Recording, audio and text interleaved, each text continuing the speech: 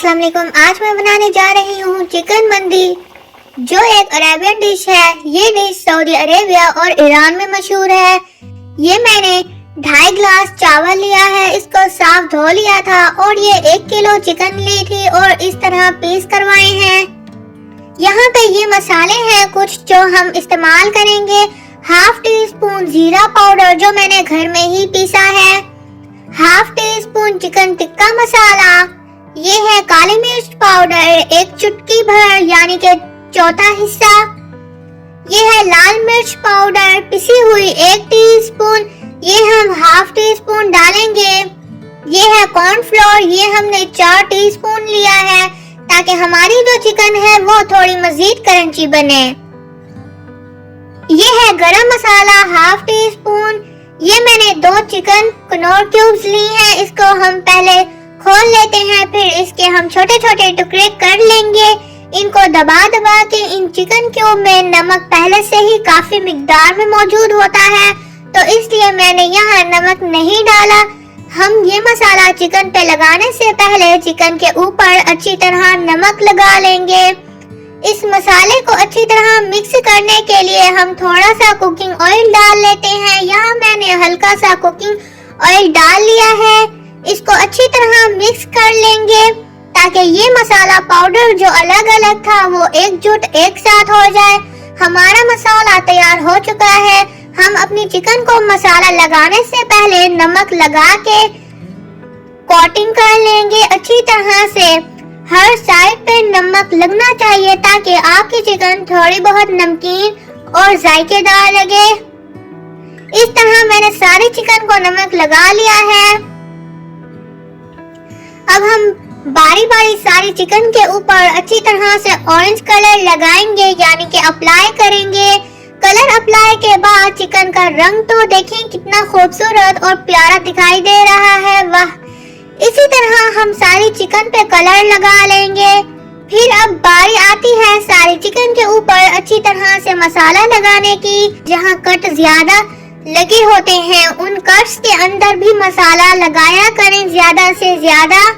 मैंने सारी चिकन पे मसाला लगा लिया है। अब हम तकरीबन इसको 15 मिनट के लिए छोड़ देंगे। चले मिलते हैं 15 मिनट बाद। तो लगभग 15 मिनट हो चुके हैं। फिर हम इसमें सारे चिकन पीसेस डालेंगे और फिर साइड से पानी डालेंगे जिस तरह मैं डाल रही हूँ। ऊपर से नहीं डालेंगे क्योंकि ऊपर से पानी डालने से हमारा जो नमक होगा, जो मसाला होगा वो पानी में चला जाएगा, मिक्स हो जाएगा और चिकन फीकी लगेगी। और 2 बड़े पानी के गिलास लिए हैं मैंने चिकन को हल्का सा मिक्स किया और ढाँप लिया। अब हम मिलते हैं 15 मिनट बाद। और एक बात, इसकी जो आंच है वो मैंने मीडियम फुल की हुई है, फुल से थोड़ी कम। यहाँ 15 मिनट हो चुके हैं। अब हम अपनी चिकन को एक प्लेट या बाउल में निकाल लेते हैं और जो इस चिकन का पानी है वो हम चावलों में इस्तेमाल करेंगे। यहाँ हमने अपनी कढ़ाई गरम होने के लिए रख दिया है। जब तक कढ़ाई गरम हो हम चिकन निकाल लेते हैं सारी फटाफट से। तो कढ़ाई गरम हो चुकी है। अभी हम अपनी कढ़ाई में ये बटर डाल लेंगे और थोड़ा सा बटर मेल्ट होने के बाद हम बाकी का बटर निकाल लेंगे। आप बटर की जगह कुकिंग ऑयल भी इस्तेमाल कर सकते हैं। मेरे पास बटर था तो मैंने बटर भी इस्तेमाल में लाया। बटर निकालने के बाद हम इसमें 1 टीस्पून नमक डालेंगे और एक बॉईल आ जाने का वेट करेंगे। जब तक बॉईल आ जाए हम अपनी चिकन को कढ़ाई में से निकाल लेते हैं। तो एक बॉईल तकरीबन आ चुका है। अब हम इसमें चावल डाल लेते हैं जो धो के रखे थे मैंने।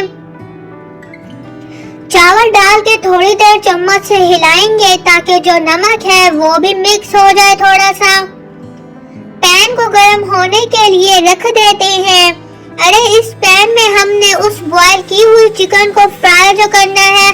तो पैन गर्म हो चुका है। अब हम इसमें जो बटर था वो डालते हैं और चिकन के पीस डाल लेते हैं और मीडियम फ्लेम पे हम इसको फ्राई करेंगे।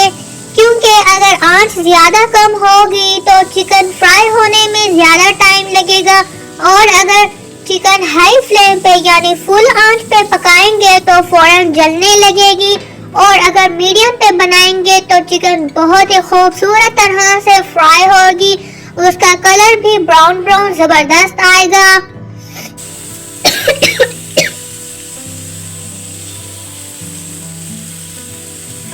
تو ہماری چکن فرائی ہو رہی ہے، ایک سائڈ سے چکن ہماری فرائی ہو رہی ہے، اور ہم یہ پانی کا جو پک کے ہمارا ایک پیارا سا پیسٹ بن چکا ہے، یہ وہ پیسٹ ہے جو ہم نے چکن کو بوائل کیا تھا، جو اس کا پانی بچ چکا تھا وہ ہم ویسٹ نہیں کریں گے، بلکہ ہم اپنے چاولوں کو لذیذہ بنانے کے لیے استعمال کریں گے۔